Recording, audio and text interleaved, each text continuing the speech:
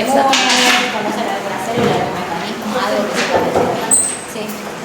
Algo que sepas del sistema inmune. Los glóbulos blancos, sí, son componentes del sistema inmune. Exacto, los anticuerpos otra vez. ¿Sí? ¿Cuándo actúa el sistema inmune? Ah, exacto. Bueno, entonces vamos a ir.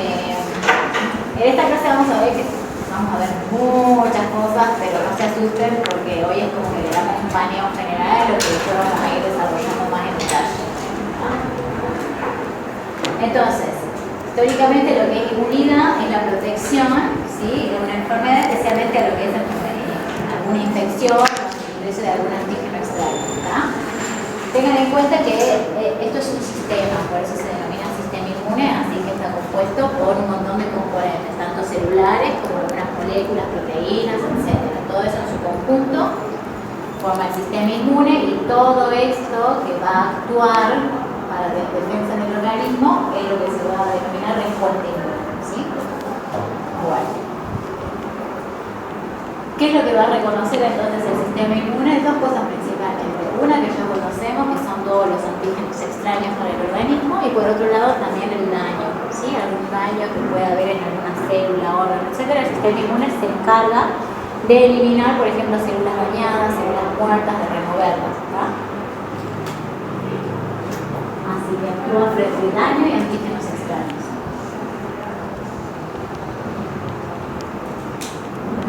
Esto ya lo habíamos visto. ¿Qué era un antígeno? No sé si todos estuvieron en el inmunomato.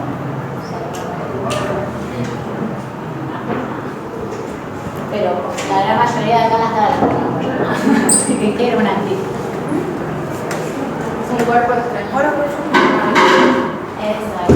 Es una sustancia o algo que el sistema inmune reconoce como extraño y en consecuencia esto va a terminar induciendo una respuesta inmune.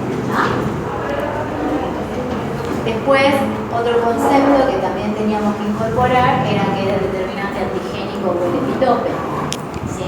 Que era más fácil por ahí ver un poquito en esta imagen. Yo tengo un antígeno, ¿sí? Que puede ser, por ejemplo, el virus, y diferentes moléculas expresadas en la superficie de ese virus conforman diferentes epitopes o determinantes antigénicos. ¿Sí? ¿Se acuerdan un poquito de eso?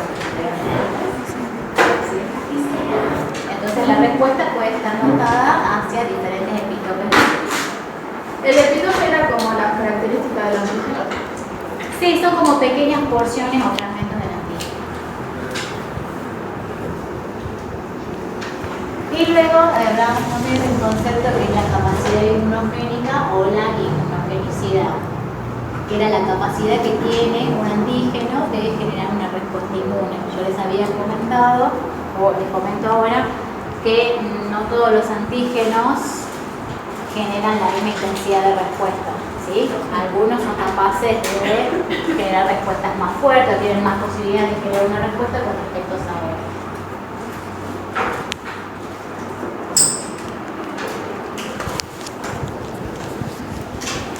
Esto es para mostrarles, por ejemplo, cómo pueden estar presentados algunos epitopes. Pongámosle que estamos hablando de epitopes que sean proteínas, ¿sí? Estructuras proteicas. Las estructuras proteicas ustedes saben que son secuencias de aminoácidos lineales que después se van a ir plegando y van a armar otro tipo de estructuras hasta llegar a estructuras terciarias y en algunos casos hasta cuaternarias. Bueno, por ejemplo, ahí están viendo un epitope o determinante que se llama conformacional, el primero de allá de la izquierda. Ahí lo que se debería representar es una proteína plegada, ¿sí? Que todo ese sector naranja sería, por ejemplo, el epitope de esa proteína. Hay un anticuerpo que está dirigido contra ese epitope de la proteína. Ahora, ¿qué pasa si esa proteína por X motivo se me desnaturaliza? ¿Sí? Fíjense que en realidad ese epitope está conformacionado por aminoácidos que en la estructura lineal están ubicados en diferentes zonas. O sea que prácticamente si se desnaturaliza se pierde ese epitope. Eso puede llegar a pasar. A veces yo puedo, no sé, querer hacer algún ensayo usando algún anticuerpo específico para detectar algún antígeno, ¿sí? y no lo conservo bien o lo que sea, pongámosle que el antígeno es una proteína. La temperatura puede... La temperatura, por ejemplo, por eso una mala conservación de algo o lo expuso a demasiada temperatura puede desnaturalizar mi antígeno. Y si yo estoy queriendo detectarlo con anticuerpos, no lo voy a detectar. No porque no esté, sino que porque le desarmé el epitope conformacional, ¿sí? Bueno, ese es por ejemplo un tipo de epitopes. El otro, con el que habría menos problemas, sería un epitope tipo lineal, ¿sí? Donde el epitope de por sí es una secuencia de aminoácidos consecutiva y no importa si se desnaturaliza o no, va a seguir presente, ¿sí? La secuencia sigue ubicada en el mismo espacio, así que el anticuerpo siempre se va a unir a ese epitope, ¿tá? Y luego tenemos un tercer tipo, que es un neoantígeno. Ustedes saben, la palabra neo viene de nuevo, ¿sí? O sea que es como que se generara un nuevo antígeno, un nuevo epitope, ¿tá? Yo puedo tener una proteína X y sufre una modificación, ya sea una modificación estructural, se corta o se le añade algo a esa proteína, no sé, y eso genera un nuevo epitope, un nuevo antígeno y quizás un anticuerpo que lo reconozca, ¿tá? A veces se producen esas modificaciones en las proteínas y de pronto hay un anticuerpo que es capaz de reconocer.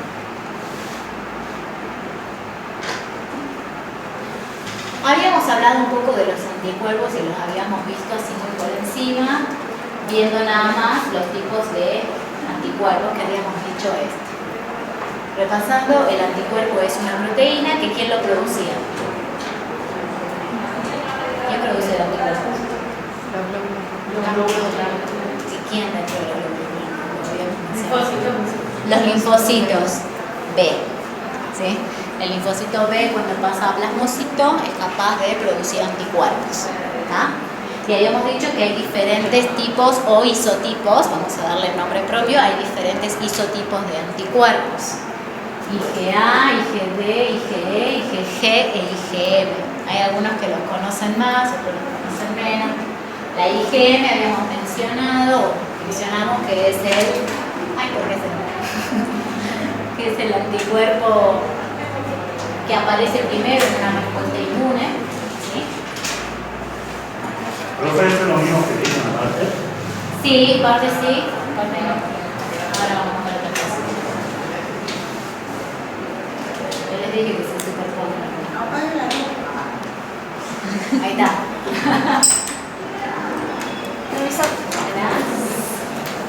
La IgM era el primer anticuerpo que aparecía y después podía hacer el cambio o switch de isotipo a las otras inmunoglobulinas, ¿sí?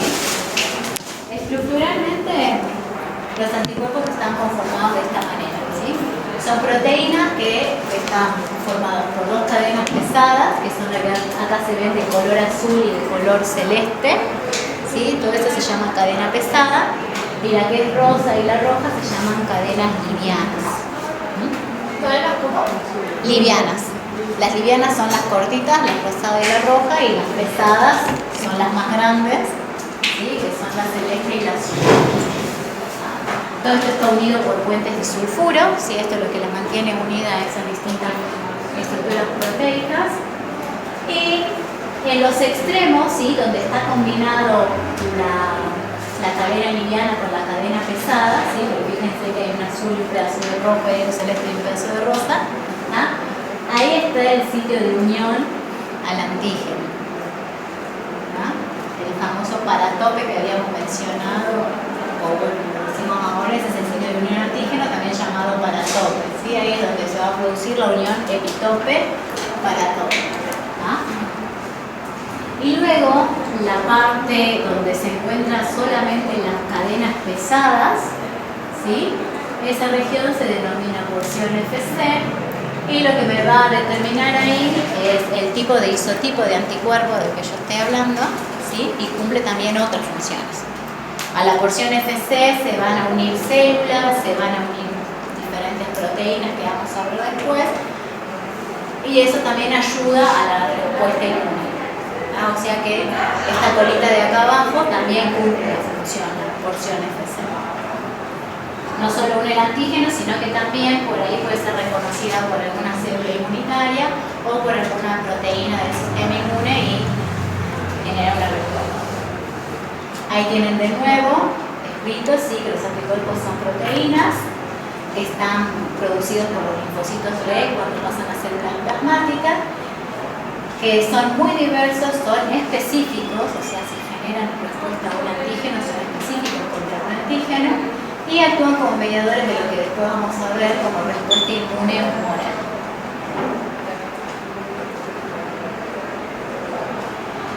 Acá vemos estructuralmente los distintos tipos de inmunoglobulinas. Por ejemplo, fíjense más que nada la IgM y la IgA, que son diferentes al resto, ¿sí? La Ig es una inmunoglobulina que vamos a decir que es dimérica, ¿sí? Porque está compuesta por dos inmunoglobulinas unidas. Dimérica. Dimérica. Y luego la IgM es pentamérica, ¿sí? Porque son 5 unidades de inmunoglobulina unidas entre sí, también por puentes de sulfuro. Mientras que las otras, la G, la E y la D, son monoméricas. ¿Ah? Fíjense que, por ejemplo, el tamaño de la IgM, otra vez, el tamaño de la IgM es muy grande, ¿sí? Porque es como si fuesen 5 subunidades de inmunoglobulina unidas juntas. Por eso, cuando nosotros en Inmunomato habíamos mencionado, por ejemplo, el tema de la enfermedad hemolítica del recién nacido, cuando hay incompatibilidad de grupos sanguíneos entre madre y bebé, habíamos mencionado que la IgM no atraviesa placenta, ¿sí? Y tiene que ver un poco con su tamaño, ¿sí? Mientras que la IgG sí.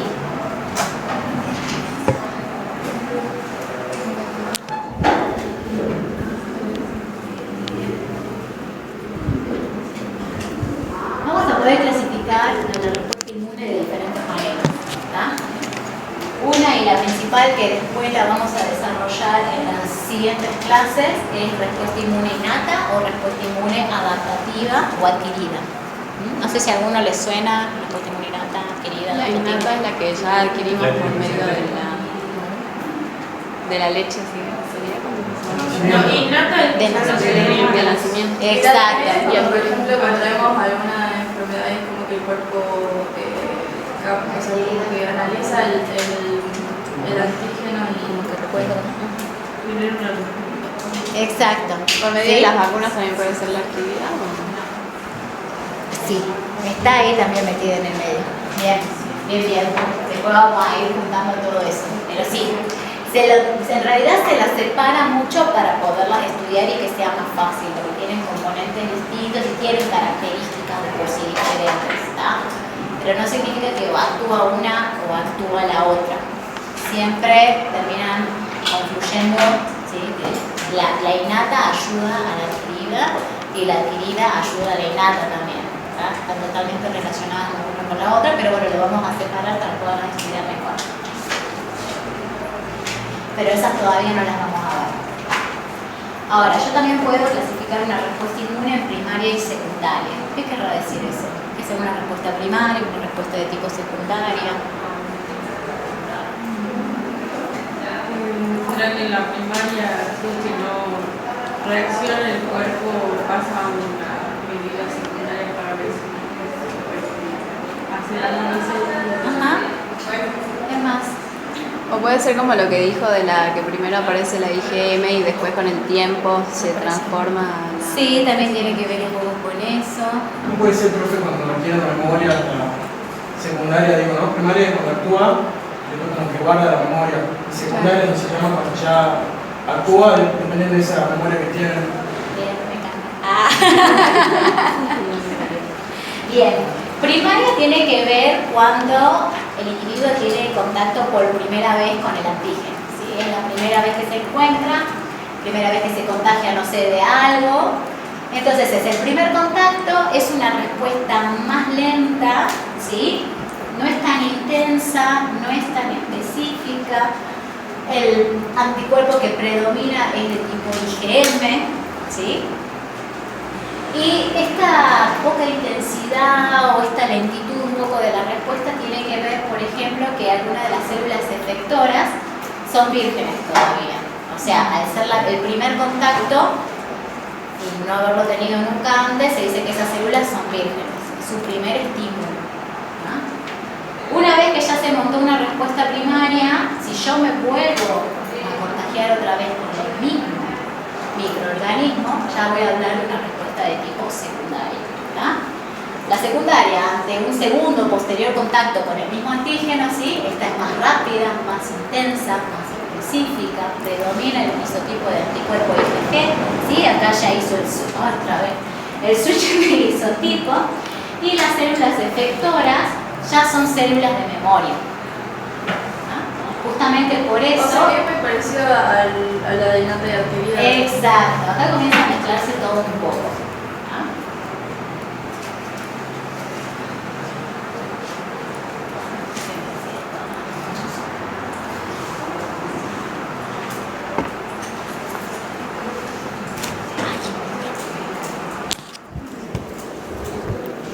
Después, puedo clasificarla también en una respuesta de tipo natural o artificial. ¿Qué será eso? Artificial sería por un medicamento. Vacuna artificial. ¿Sí? Bien.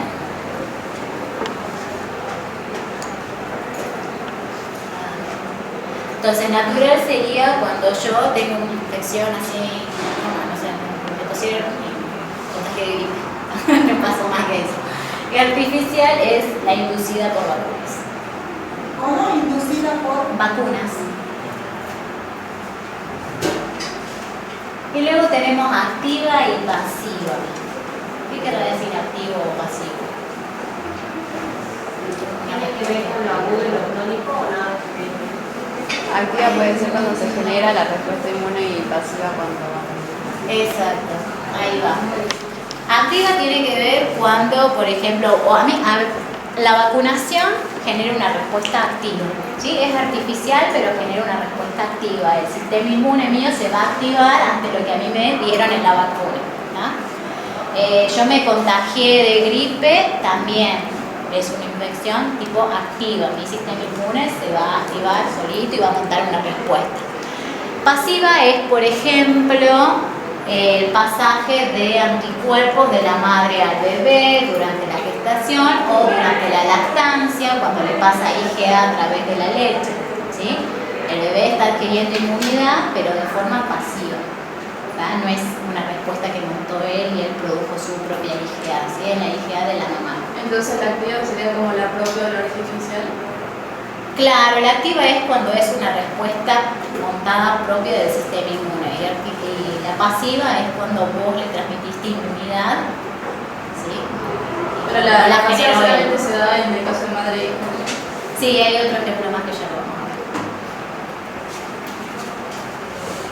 La pasiva sería como de transferencia, ¿sí? Vos le transferiste la inmunidad de alguna manera. Entonces, por ejemplo, acá tenemos, no sé, una respuesta natural y una artificial.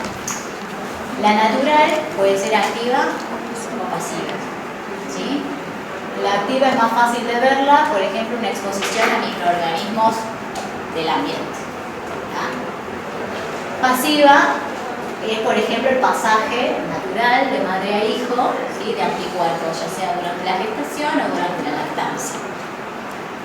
La artificial también puede ser activa o pasiva. La activa es la que vimos a través de la vacunación, ¿sí? Y la pasiva es, por ejemplo, la administración de sueros con anticuerpos. Administración del suelo Con anticuerpos. Por ejemplo, me mordió una víbora venenosa y me tienen que dar el famoso suero antiofídico, ¿sí? El suero antiofídico lo que tiene son anticuerpos bloqueadores de toxinas. Es una inmunidad artificial porque me la están inyectando, me la están dando de forma exógena y de tipo pasiva, ¿tá? Porque yo no generé esos anticuerpos contra las toxinas, sino que a mí me los están dando.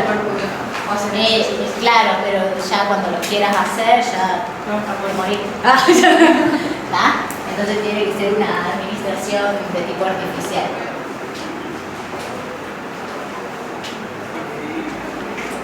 Bueno, la activa a su vez también podía ser primaria, ¿sí? Por ejemplo, natural, exposición a microorganismos es una primoinfección o me reinfecto, ¿sí? La vacunación también puede haber primaria o secundaria porque tengo la primovacunación y el refuerzo, ¿tá?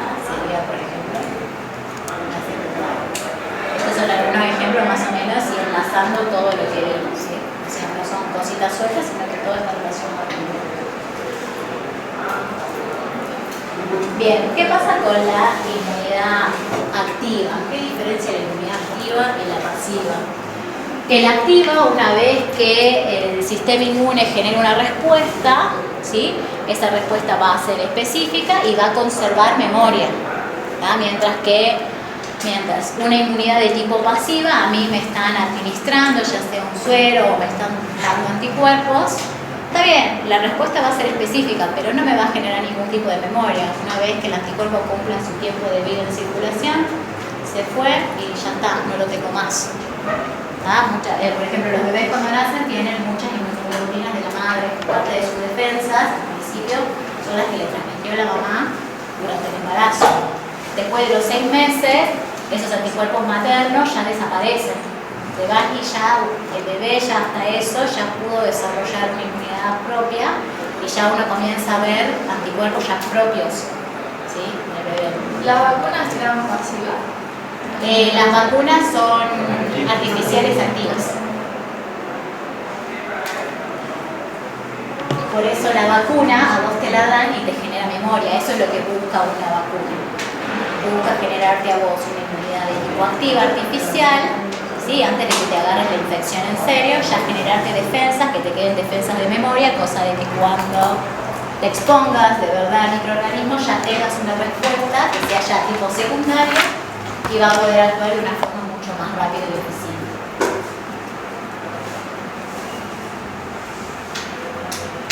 Bien. ¿Cómo está compuesto el sistema inmune? ¿Qué saben de órganos linfoides o linfáticos primarios, secundarios, células del sistema inmune? Las células son globos. Bien. ¿Y cuáles eran? Monocito, neutrófilo, eosinófilo y linfófilo. Linfocitos. Linfocitos. Bien. Y las natural killer. ¿Y cuáles son los órganos linfoides primarios y secundarios? La médula ósea, el timo. Vasos. Bien. ¿Qué más? Los ganglios, linfáticos, ¿sí? Bien. ¿Caca de Peyer lo suena? Sí, El sistema intestino. linfático en sí también. El sistema linfático también. Exacto. Vamos a arrancar por las células, ¿sí? Todos sabemos que todo sale de una célula pluripotencial que se encuentra en la médula ósea y se diferencian en la rama queloide y la rama linfática. Ahí vamos todo bárbaro, ¿tá? Ahí vamos a tener los granulocitos, vamos a tener de la serie linfoide todo lo que son los linfocitos, ¿sí? Hay varios tipos de linfocitos.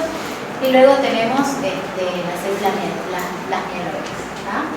Vamos a arrancar primero con el macrófago. ¿Qué saben de los macrófagos? Que fagocitan microorganismos. Bien. ¿De quién derivan?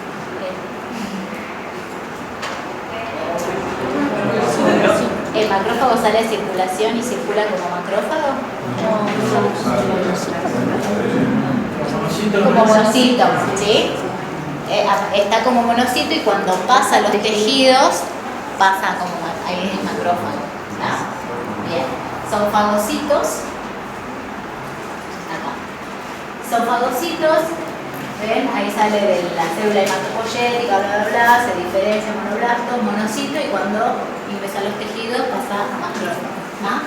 Hay macrófagos que ya se encuentran en ciertos tejidos ya instalados y hasta tienen nombres propios. Algunos ya les deben sonar, por ejemplo las células de la microglía en el sistema nervioso central, las células de Kupffer en el hígado, los macrófagos alveolares en el pulmón, los osteoclastos en el hueso, ¿sí?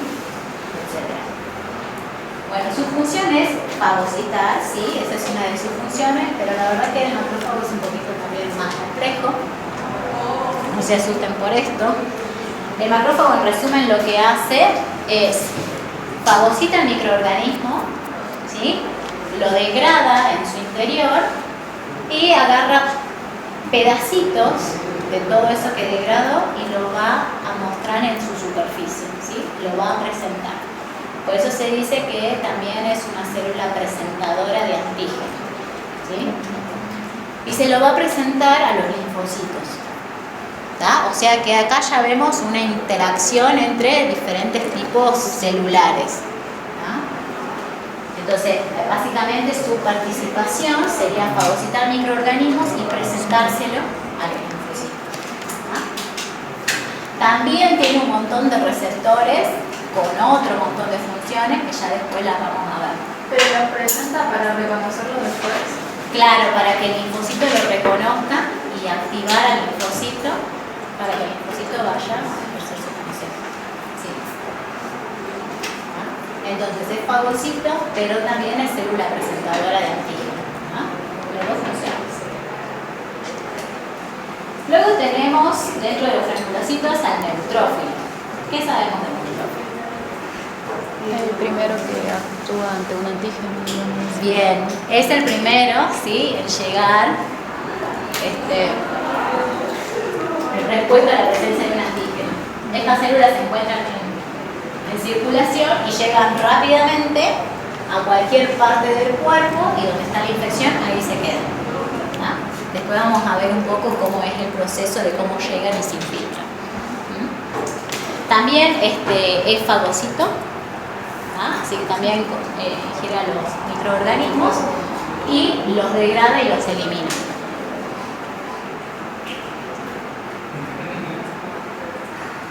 Este ya no es presentador de antígeno, ¿no? Este degrada y elimina. Los eosinófilos. ¿Qué saben de los eosinófilos?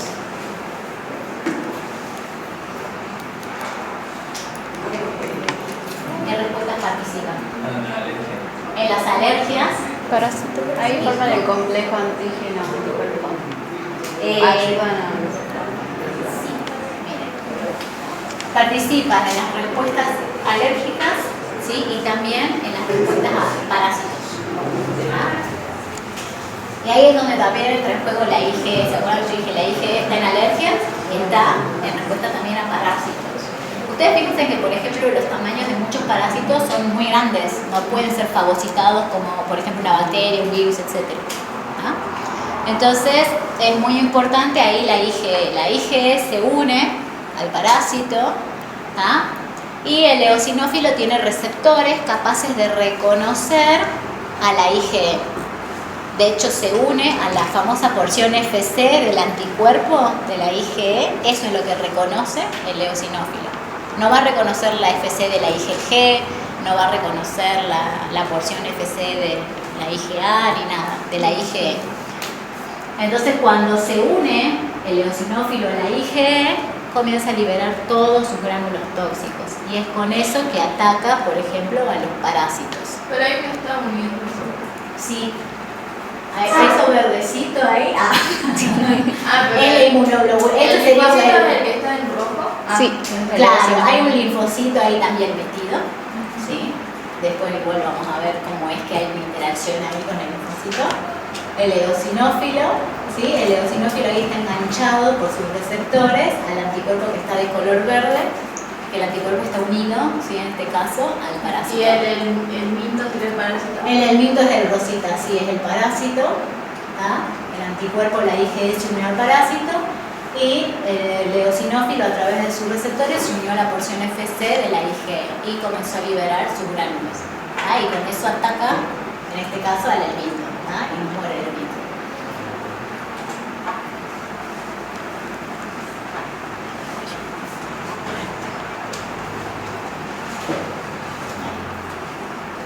Bien.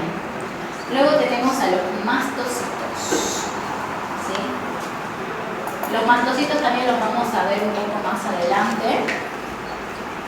Los mastocitos también reconocen a la IgE, van a participar también en lo que es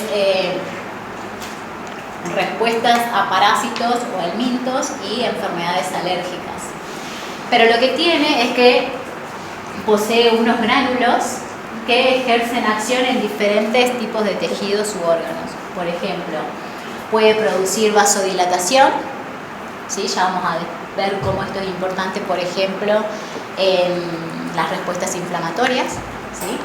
Está asociado a inflamación, puede producir daño tisular, hipermotilidad intestinal, Eso también es importante, por ejemplo, en una parasitosis a mí me importa aumentar la motilidad intestinal justamente para eliminar el parásito del intestino. ¿No? Broncoconstricción, ¿sí? Y fuga vascular. Ya vamos a ver después aquello. Eso se produce por el contenido de los gránulos que contiene el mastocito o basofilocito. Y por último tenemos la línea linfoide de los linfocitos. Ustedes ya me mencionaron, por ejemplo, el NK. ¿Sí? Creo que escuché por ahí NK, naturalina. ¿No? Tenemos la NK y después ya la nombramos, que es el linfocito B, y después tenemos el linfocito T. No sé si lo conocían al T. Bien. TB y NK. Después cuando veamos inmunidad innata e inmunidad adaptativa vamos a ver que el B y el T pertenecen a la inmunidad adaptativa, mientras que la NK pertenece a la inmunidad innata. Y después vamos a ver por qué. En realidad les puedo ir adelantando algo. El B y el T poseen memoria, la NK no.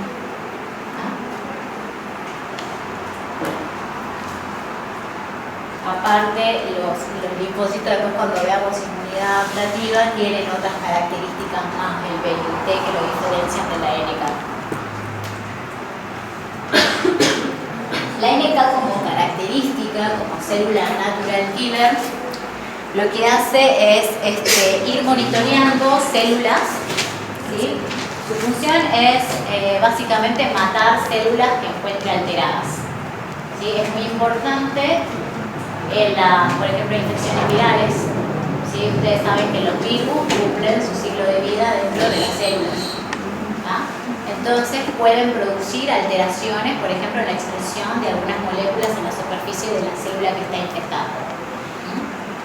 Entonces la célula NK es capaz, ¿sí?, de detectar estas alteraciones, activarse y matar a la célula que está infectada.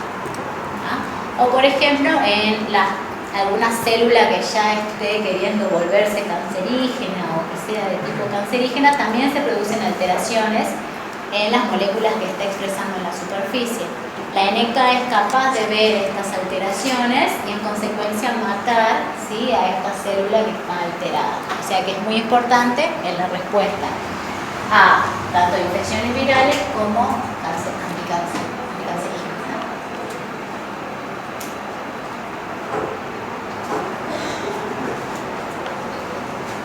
Y por último hay una célula que yo no sé si alguna vez la escucharon, célula dendrítica. Dendrítica. El nombre no Sí, el nombre. Sí. No, esa que se ve ahí como estrellita. Ah, son las patitas, son las patitas. exacto, tiene como dendrita. ¿Sí? Esta se llama célula dendrítica, es muy importante y la vamos a volver a nombrar más adelante, porque la célula dendrítica es otra célula presentadora de antígeno. Así como el macrófago, bueno, esta también es capaz de ingerir a los microorganismos y presentar pedacitos del antígeno en su superficie para que sea reconocido por los linfocitos. Ahora, es muy importante y es la célula presentadora porque es capaz de estimular a los linfocitos vírgenes. ¿Qué significa esto? Es importante las primoinfecciones, en el primer contacto que uno tiene con el antígeno. El linfocito, cuando es la primera vez que vea su antígeno y se tiene que activar porque está en su estado virgen, necesita un estímulo más fuerte, ¿sí? Como que lo despabilen y ahí se activa. Y la única capaz de darle ese estímulo es la célula dendrítica, ¿sí? El macrófago, si bien es célula presentadora de antígeno, no es capaz de darle esa intensidad de señal al linfocito virgen para que se active, ¿no? Solo la dendrítica. Ya si el linfocito ya es un linfocito efector, ya tuvo su primer contacto con el antígeno, ya pasó la infección, lo que sea, y se guardó como memoria, ¿sí? Cuando la persona tenga una reinfección, ya con que el macrófago le presente el antígeno ya la alcanza, ¿sí? Ya se vuelve a activar, ¿no? Pero es en la respuesta inicial, la primoinfección, en que es muy importante la célula dendrítica porque es la única capaz de activar a los linfocitos vírgenes.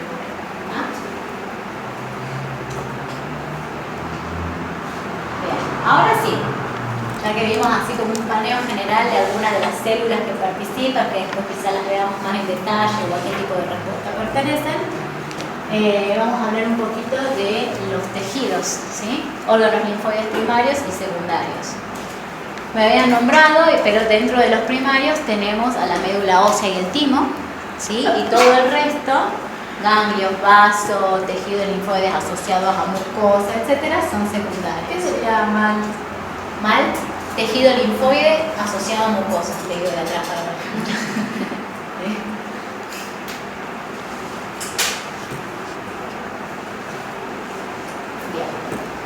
¿Qué diferencia un órgano primario y secundario? El primario también se llama órgano generador, ¿sí? Porque es ahí donde los linfocitos van a expresar por primera vez sus receptores, ahí van a adquirir su madurez. Por ejemplo, el linfocito B madura en la médula ósea, ¿sí? Y si bien el linfocito T también se genera en la médula ósea, termina de madurar en el timo, ¿sí? Por eso el timo es órgano linfoide primario, ¿sí? Porque ahí se da la maduración del T, mientras que del B se da en la médula ósea. En cambio, los órganos secundarios o periféricos es donde se desarrolla la respuesta, ¿sí? Donde el linfocito se va a encontrar con el antígeno. Eso sucede en los órganos linfoides de tipo secundario. Entonces, en el primario es donde maduran, adquieren su capacidad funcional, y en los secundarios es donde se van a ir a activar, donde se van a ir a encontrar con su antígeno. ¿Ahí me va siguiendo? Sí. Bueno, esto es simplemente un poco de la estructura de cada uno, mucho más que eso. Bien, ¿qué pasa con los ganglios? ¿Sí? Son órganos linfáticos, como dice ahí, vascularizados, ¿sí? Y que también están asociados al sistema linfático, ¿sí? Que es como son vasos que drenan líquido de los tejidos hacia los ganglios linfáticos.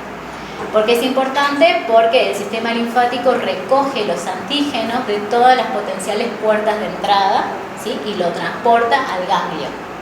Entonces, por un lado tengo el sistema linfático que me está recogiendo los microorganismos de la periferia y llevándolos al ganglio, y por otro lado tengo la circulación sanguínea que me trae los linfocitos. Todo eso confluye en el ganglio, ¿sí? Y ahí es como que se encuentra el antígeno y el linfocito para la absorción, ¿no?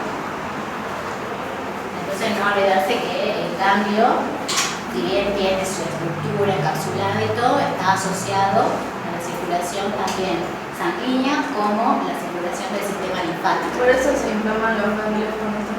Exacto, por eso mismo se inflaman los ganglios. Cuando ustedes tienen ganglios inflamados, no sé, tienen una faringitis, lo que sea, y se inflaman los ganglios de acá, del cuello, es simple. O sea, ahí se está montando la respuesta inmune. Ahí está el linfocito entrando en contacto con el antígeno y se está, después vamos a ver qué es lo que pasa, el linfocito comienza como a clonarse, ¿sí? Por eso también se agrandan los ganglios, y después termina saliendo a periferia, el linfocito ya activado a cumplir su uso. Entonces ahí se ve un poco la estructura, ¿sí? De un ganglio, en el cual se ve como a través de las vías de ingreso de los vasos linfáticos ingresa, por ejemplo, una célula presentadora de antígeno, ¿sí? Y por los vasos, ¿sí? Sanguíneos que llegan al ganglio, llegan, por ejemplo, los linfocitos. ¿Ah? Ahí confluyen, ¿sí? Se comienza a generar una presentación de antígenos ahí adentro, y finalmente después ya se monta otra respuesta. Igual esto después lo vamos a ver más en detalle.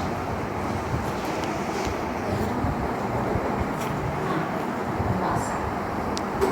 Otra vez. No sé por qué se desconecta.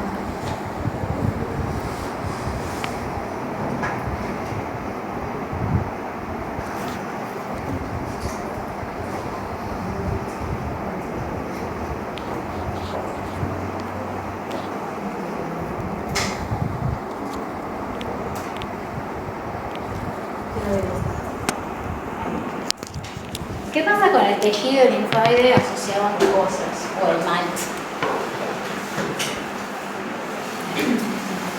El tejido linfoide asociado a mucosas puede estar en diferentes partes. Por ahí ustedes conocen el intestino, ¿sí? Pero el tejido linfoide asociado a mucosas está asociado a toda la mucosa, tanto respiratoria como digestiva, ¿sí?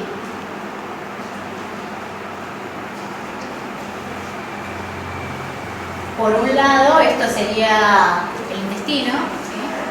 Allá está la luz del intestino, el epitelio del intestino y todo lo que es lámina propia, etc.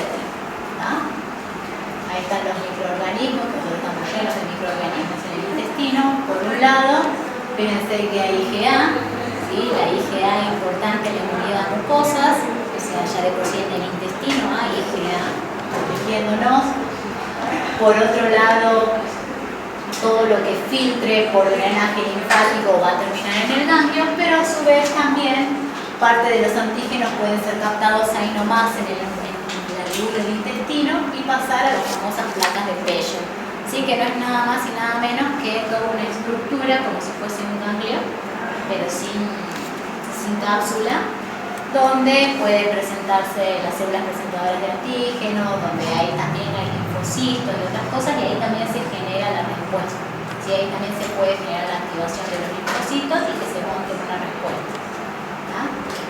Inmediatamente debajo de las mucosas, sin necesidad de que esté migrando el antígeno, cargando, etc. Esto es un poco también lo que vimos, representado de otra manera, como a través de un precursor linfático común. ¿Sí? El linfocito B termina de madurar en la médula ósea mientras que los T en el timo, después sale la circulación y van directo a los órganos linfáticos periféricos, donde se encontrarán con su antígeno, ¿sí? Y se activarán. Esto también es un grafiquito más de lo mismo. Acá podemos ver, por ejemplo, arriba sería, no sé, algún tejido o algo donde se produjo una disrupción e ingresó un microorganismo. No sé, me corté el dedo y ahí ya tengo una vía de entrada de microorganismos. Entran y por un lado pueden ir por circulación o pueden ser captados, por ejemplo, por una célula presentadora de antígeno que está ahí y ir por el sistema linfático al ganglio. Y por otro lado tengo los linfocitos que también llegan al ganglio.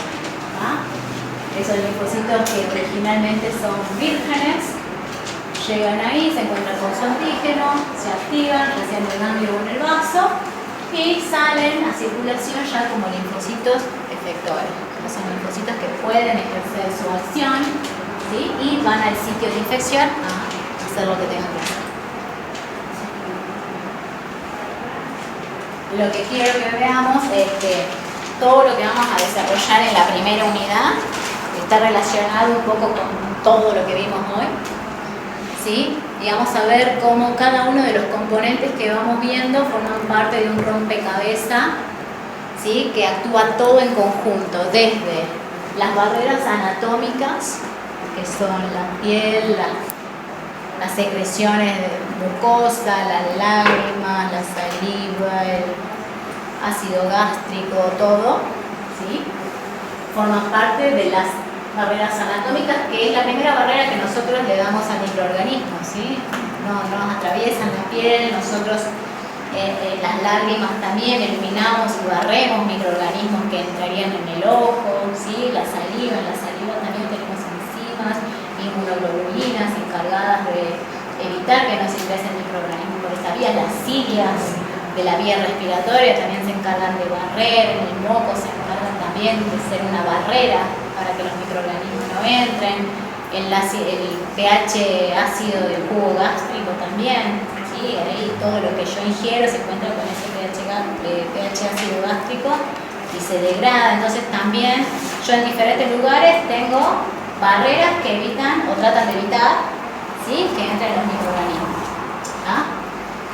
Si llegasen a pasar, igual tenemos por suerte todo un mecanismo, ¿sí? De células y moléculas, que yo les dije que los vamos a dividir en innato y en adaptativo. Ambas poseen componentes celulares, y componentes moleculares o humorales, ¿sí? Y todos en su conjunto son los que forman el sistema inmune y van a montar una respuesta a los patógenos. ¿No? Así que bueno, esto es lo que tenemos que terminar de armar después al final del año. Y hasta ahí.